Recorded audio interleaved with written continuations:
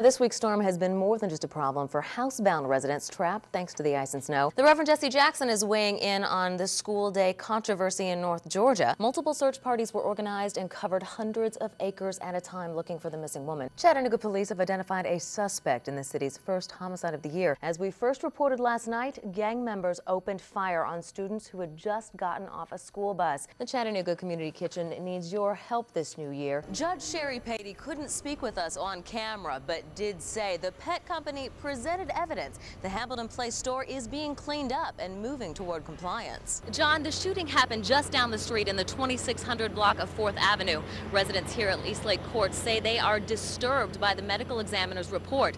Police say Lieutenant Eric Reeves repeatedly told 15-year-old Alonzo Kelly to put his gun down and only fired when he wouldn't comply, but witnesses tell a different story. They say O'Kelly had already thrown his gun and was running away. Residents here say the already troubled relationship with law enforcement has only been made worse by last week's shooting. Because we want the truth to come out. John, I also spoke with O'Kelly's mother, Gloria Duncan. She has been advised not to comment by her legal counsel until the investigation is complete. Of course, we'll have more for you tonight on WDEF News 12 at 11. Reporting live from Eastlake Courts, Renee LaSalle, WDEF News 12. The most valuable lessons don't always come from a textbook. At McMinn County High School, one special teacher makes sure each student knows someone cares. Brian Kyle is this week's Golden Apple Award winner. The Cowboys and Logan. You're in here somewhere, Logan. Here's your question, Logan and the Cowboys. There are no wallflowers in Brian Kyle's U.S. history class. You know, Coach Kyle, he keeps you involved. All right, Dustin, good to have you back for the Cowboys. Each student is actively engaged, and that's just the way Coach Kyle likes it. Which amendment gave African-American men, anyway, voting rights in the United States? 15th Amendment. No. 15th Amendment, okay, good.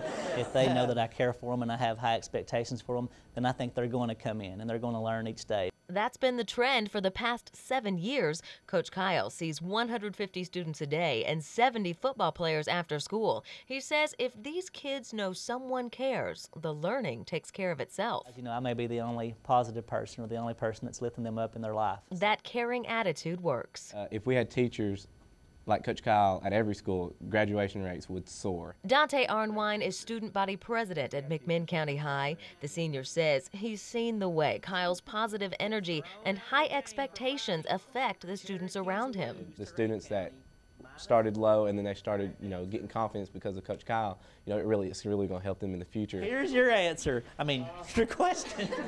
But Kyle says he's just doing his job. The McMinn graduate plans to always make this school his home, and he says the best way to make it better is to help its students be their best. Is that your final answer? All right, good job. I think that's the most important thing of our job as teachers, is to help those kids that have been told their whole life they can't do anything, to show them that they can, and then hopefully that'll spill off into all aspects of their life.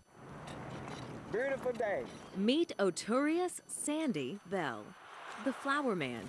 For more than a decade, Sandy has spread his own form of sunshine through downtown Chattanooga. It's just so nice. The flower man is a fixture in downtown clubs and restaurants, passing out peddled treats to the ladies and making everyone smile. They say I'm making their day, when actually I think of it totally vice versa. But now Sandy is facing a battle. Last December, he found out he has cancer. 4 surgeries and several rounds of chemotherapy later, a group of people Sandy has touched want to help him in return. Giving him a chance to understand just how much his little tiny gestures make a difference in our evenings, in our day-to-day lives. Lauren Peterson is one of many working to produce a fundraiser to help with Sandy's medical and living expenses. Peterson says she's been flooded with offers to help and says that's tribute to the impact of a few flowers and a smile. Half the time people don't even say why, they just love Sandy. In the middle of his health scare, Sandy also had a blessing. He found out he has a daughter. For some reason, that chemotherapy and thing just seemed to disappear. Now, halfway through his treatment, Sandy says he feels the love of the daughter and the Chattanooga community. It's unbelievable. I mean, I can't see it. I'm just grateful and appreciative. I